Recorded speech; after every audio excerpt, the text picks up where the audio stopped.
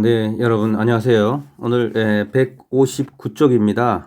159쪽 정책 문제의 구조화에 대해서 보도록 하겠습니다. 정책 문제의 구조화란 여러분들이 기본적으로 우리가 어떤 사회 문제가 있다면 이 어떤 현상이 있습니다. 그죠? 이 현상을 우리가 어떠한 우리 관료의 인식으로 또는 뭐 시민의 인식으로요. 이 사회 문제를 바라보면서 이거는 어떤 문제이기 때문에 어떻게 해결해야 된다는 관료의 인식이 들어간 구조화 작업을 거쳐야 된다는 겁니다. 다시 말하면 학교 폭력이 있다고 합시다. 나는 교육부 공무원이다. 그래서 학교 폭력이 있다. 이 학교 폭력을 어떻게 구조화할 것이냐. 이게 어떤 문제가 있다고 여러분 바라볼 수 있겠습니까? 학교 폭력이 어떤 학교 시스템의 문제인지 아니면 학생들의 인식의 문제인지 부모님의 문제인지 우리 사회의 부의 불평등의 문제인지 뭐 이런 전반적인 어떤 사회 문제가 어떤 거와 연관되어 있기 때문에 이를 어떻게 해결해야 된다라는 문제를 만들어내는데 이런 것들이 우리 사회의 문제를 구조화하는 작업이라는 거죠. 결국 이 구조화 작업은 정책 문제를 하나의 구조화하는 작업인데 이 구조화 작업이 정책 문제를 잘못 구조화되면 이 학교 폭력에 대한 문제를 잘못 구조화 작업을 해서 해결을 잘못한 겁니다. 학교 폭력의 근본 원인은 남녀 평등의 문제다. 예를 들어서 그래서 여학생과 남학생 사이의 갈등의 문제다. 뭐 이런 식으로 구조화해 나간다. 이렇게 되면 문제를 전혀 다른 문제를 풀게 되겠죠. 그죠? 그러면은 남학생과 여학생의 평등의 문제라면 학교 폭력이 해결되는 것처럼 문제를 풀어 나간다는 거죠. 엄청난 잘못. 이런 오류를 제3종 오류라고 한다. 우리 앞에서 배웠습니다. 제1종 오류, 제2종 오류. 그래서 3종 오류는 문제의 구조화를 잘못하여 실제 문제 상황과 공식적 문제가 일치하지 않는 것이에요. 진짜 정말 가장 큰 오류죠. 네. 정책 구조화에 두 가지 관점이 있습니다. 하나는 객관적 관점이고 다른 하나는 주관적이고 구성주의적 관점인데 객관적 관점이란 정책 문제의 원인도 객관적 실체를 규명하여 파악해야 된다고 보는 관점이에요. 근데 사실 사회 문제는 주관적이고 구성주의적인 경우가 많습니다. 주관적이고 구성주의자라는 이야기는 동일한 객관적 통계 수치를 하더라도 사람에 따라 전혀 다르게 인식될 수 있다는 겁니다. 예를 들어 우리가 이온이란 걸 봅시다. 이온. 우리가 이온율의 상승이란 걸 봤을 때 이온율의 상승, 이거 문제야, 사회 문제야 이렇게 보는 분도 있는 반면에 다른 한편으로는 이혼을 많이 한다는 얘기는 그만큼 많이 참고 살았던 한국 사회에서 여성의 해방이 아니냐. 많이 참고 살았던 여자분들이 이제 여성들이 자신의 권리를 주장하다 보니 뭐 이혼이 증가된 게 아니냐. 이렇게 해석할 여지도 있다는 거죠. 그래서 주관적 구성주의적 관점은 정책 이해 당사자들이 사회 문제를 정책 문제를 인지할 때 그 문제는 사회적으로 구성된다고 보는 관점이고요. 이게 아주 중요한 얘기가 나와 있는데요. 줄 치십시오. 잉그램 사람 이름입니다. 잉그램 슈나이더 디 레온이라는 사람은 이 정책 대상 집단에 대한 인식도 이 사회적으로 구성된다고 바라보는 겁니다. 예컨대 여기 아주 좋은 애가 있는데요.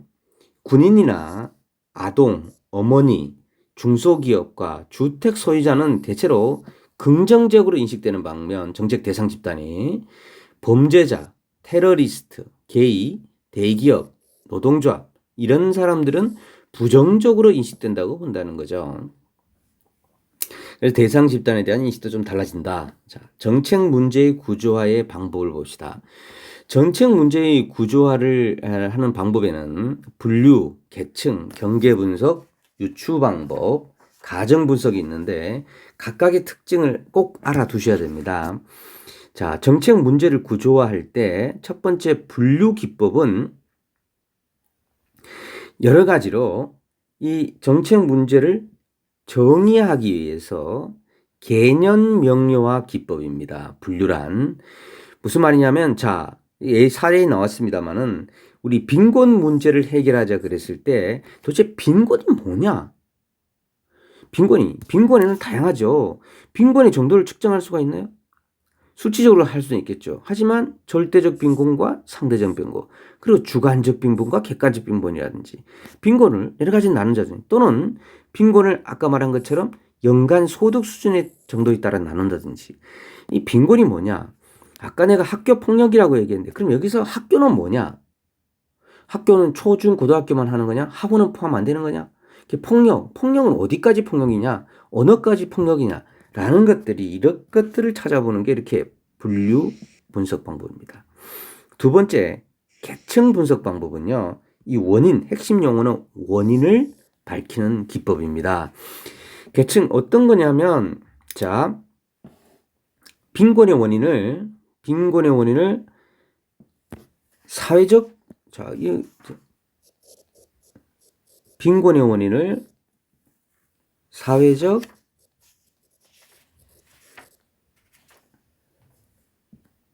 원인과 개인적 원인이 있지 않을까. 그죠? 개인적 원인은 다시 뭐죠? 인적 자본의 문제인지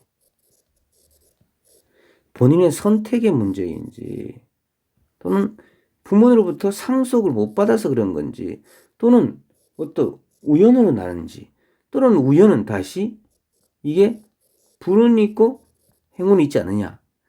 이런 인적 자본도 이러이러한 자본이 있지 않느냐. 선택도 몇 번의 선택이지 않느냐. 상속도 이런 정도이냐. 이렇게 해서 빈곤의 원인을 이렇게 쭉 내내보는 거. 이게 계층 분석입니다. 계층 분석입니다. 자, 그게 계층 분석이다. 다음 경계 분석. 경계 분석. 경계 분석은 문제의 정확한 정의를 위하여 문제의 범위를 추정하는 거예요. 문제가 굉장히 넓을 수 있거든요. 그래서 그 범위를 어디까지 하느냐는 거예요.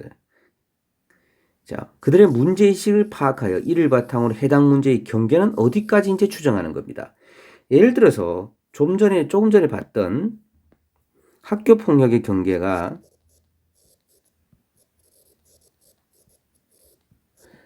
학생에게도 있죠. 학생에게도 문제가 있을 수 있어요. 거기에 대한 부모들의 인식, 선생님의 문제죠. 또는 환경의 문제다. 그러면 또 이 환경의 문제 중에서는 또 뭐지? 학생들도 착한 학생들이 좀 할까? 일진도 있을 수 있다. 이 일진과 외부 폭력 조직과의 관계는 있느냐? 뭐 이렇게 쭉 경계를 맞는 거예요. 여기에 뭐 대기업, 재벌 이런 거 문제가 없느냐? 이런 건 아니겠죠, 그죠? 연계해서 중소기업, 예, 이런 건 좀 연계가 아니겠죠. 이렇게 들어가는 거 아니잖아요, 그죠? 이렇게 경계를 결정한다는 거죠. 자, 유추법.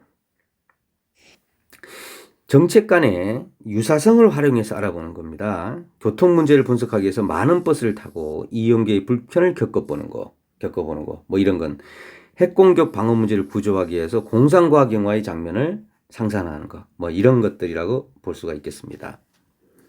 다음 가정 분석이에요. 가정 분석. 가정 분석은 정책 문제에 여러 조직들이 관여하고 이들이 가지는 문제에 대한 가정이 각기 다를 경우에 이를 통합하는 기법입니다. 무슨 얘기냐? 자, 이렇게 볼 수 있습니다. 가정 기법은 자, 우리 코로나 사태가 발생했다. 코로나19로 인해서 지금 온라인 수업을 하고 있는데, 자, 이거를 오프라인 수업으로 할 것이냐, 여기에 대한 어떤 문제가 있느냐라고 했을 때, 자, 오프라인 수업을 한다. 어떤 문제가 있을 때 서로 가정이 달라요. 기숙사에서는 저 학생들이 기숙사를 들어오게 할 수 있느냐? 그럼 시설팀에서는 지금 시설 설치할 수 있느냐? 그 다음에 교수님들은 그럼 오프라인 교수를 하는데 앉아있는 뭐 자신이 있느냐? 그 다음에 학교 교직원들은 지금 오프라인 준비가 되어 있느냐? 또 뭐죠? 특히 학교 앞 식당에서는 오프라인을 더 어떻게 빨리 오프라인 하고 싶어 하겠죠? 뭐 이런 거. 자, 그러면 이때까지 버스 노선은 지금 어떻게 스탑이 진행되느냐? 뭐 이런 거. 이런 모든 가정들이 각각의 관련자들이 생각하는 가정이 좀 달라질 수가 있습니다. 결과에 대해서.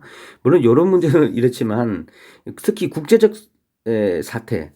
근데 나중에 또 이런 애가 있을 수 있습니다. 일본과의 무역. 자, 이 전쟁으로 갈 것이냐, 무역 전쟁을 할 것이냐. 여기에 대해서 통상교섭에 관한 담당 부서에서 업무가 다를 거고요. 또 산업진흥하는 쪽에서 산자부에서 또 다를 거고요. 또 외교부에서도 일본과 우리나라의 외교적인 관계에서는 좀 다를 겁니다. 이렇게 다 다르게 생각하는 거예요. 또 있죠. 기업에서는 또 다르게 가정하는 겁니다. 이래서 이런 것들을 다 잘 통합해서 정책 결정을 하기 위한 문제의 구조화 작업을 거쳐야 된다. 이 얘기입니다. 다음 브레인스토밍. 여러분 너무 잘 알 겁니다. 브레인스토밍. 자, 여기까지 하겠습니다. 자, 여기까지 정책 문제의 구조화를 살펴봤습니다.